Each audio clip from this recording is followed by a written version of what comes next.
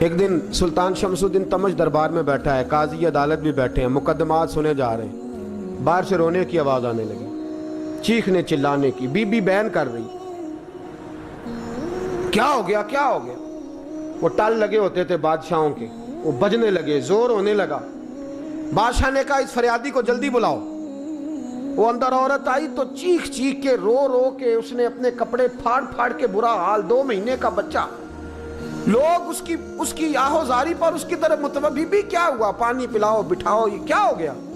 کہنے لگی لٹ گئی، عزت برباد ہو گئی، تباہ کر دی گئی۔ میں کیا ہوا؟ کہنے لگی بادشاہ ایک شخص میرا غیر شرعی خامند بنا، پھر مجھے حمل ہوا، پھر میری گود میں یہ بچہ ہے 2 مہینے کا، اب گئی ہوں تو وہ کہتا ہے کہ میرا تو تیرے سے تعلق ہی کوئی نہیں۔ بادشاہ کہنے لگے یہ سلطان شمس الدین تمش کی جگہ ہے، اور میں نے رسول اللہ صلی اللہ علیہ وسلم کے دین کے مطابق حکومت استوار کی ہے، کون ہے جو تیرے ساتھ؟ ابھی گردن نہ کاٹ دوں گا، بات کر کون ہے؟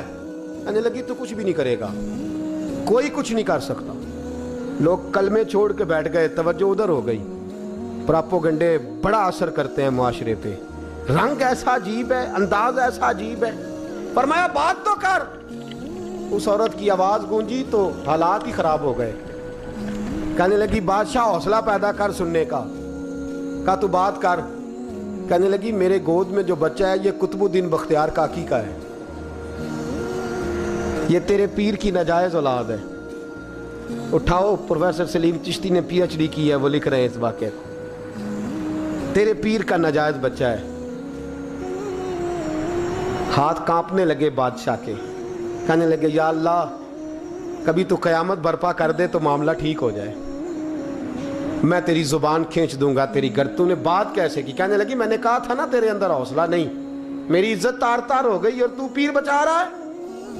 اللہ اکبر۔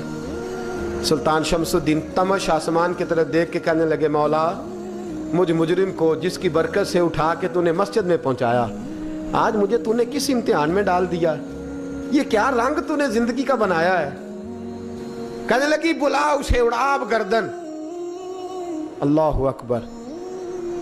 خواجہ قطب الدین بختیار کاکی، ذرا اس جگہ پہ اپنے آپ کو کھڑا کر کے دیکھ میرے دوست۔ جو شخص دلی کے بازار میں نکلے تو دکانیں بند ہو جائیں، عورتیں گھروں میں گھس جائیں، جس کے نام پر چرچے ہوں دین کے، وہ شخص لاٹھی ٹکاتا ٹکاتا، عرس منانے آسان ہے، ڈھول ڈمکے کر کے گھروں کو جانا آسان ہے، پر ذرا ان کی راہوں کا مسافر تو بن انہوں نے انداز کیا اختیار کیا۔ حضرت خواجہ قطب الدین بختیار کاکی، خبر پھیل گئی، اتنی شہرت پاکیزگی کی نہیں ہوئی تھی جتنی اس جرم کی ہوئی۔ لاٹھی ٹکاتے ٹکاتے جب پہنچے نا بادشاہ کے دربار میں، بادشاہ اٹھنے لگا، قاضی اٹھنے لگا، لوگ اٹھنے لگے، تو قطب الدین بختیار کاکی کی آنکھوں میں آنسو آئے، مانے لگے بیٹو بیٹھ جاؤ، آج میں پیر بن کے نہیں آیا، میں مجرم بن کے آیا۔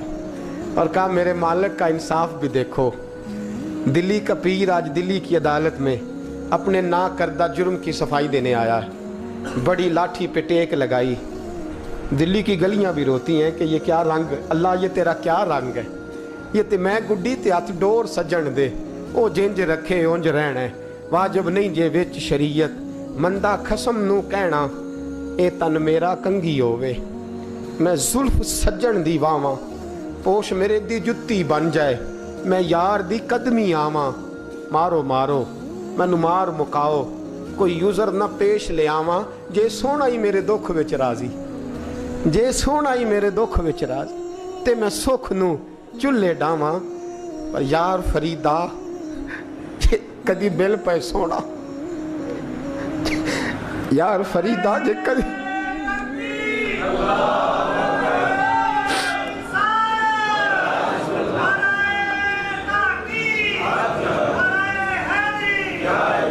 جے کدی مل پہ سونا، بس انہوں رو رو حال سناواں، ٹیک لگائی ہے۔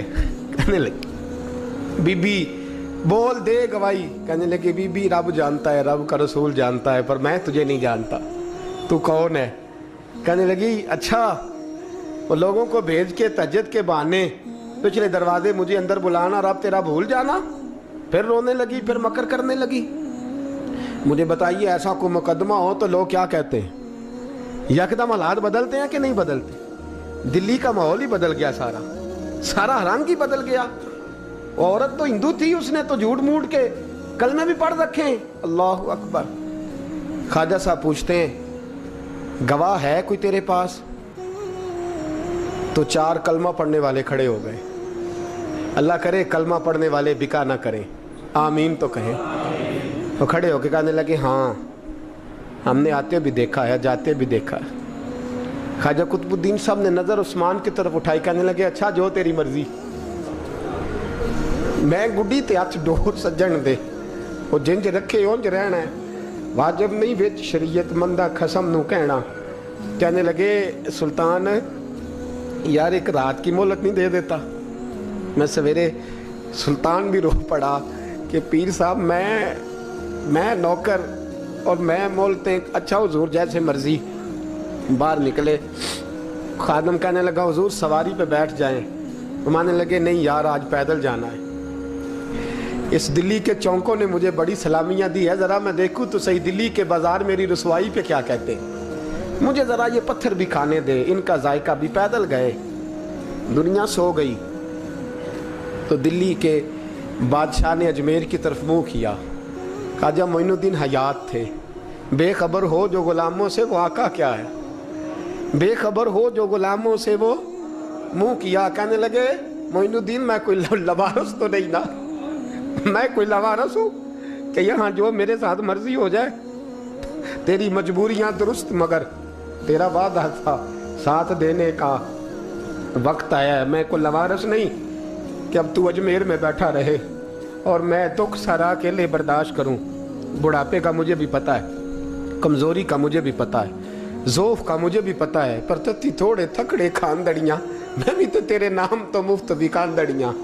मुझे भी तो पता है ना मनम गुलाम ने अली हैदरी यम कादरी यम तमज़े अहमद रज़ा खामी जन्म। मैंने भी तो अपना नाम नहीं ना जपा, तेरा ही जपा है सारी ज़िंदगी। ये लफ्ज़ कहे, कहते मैं रोया। आँख लगी तो हज़रत ख्वाजा मोइनुद्दीन साहब ख्वाब में मिले। कहने लगे Order food you love with Food Panda. Download the app and order. पहुँच रहा हो, मेरा इंतज़ार करना। मेरा इंतज़ार क्या कहा मियाँ साहब ने? कहते हैं माली दा कम पानी देना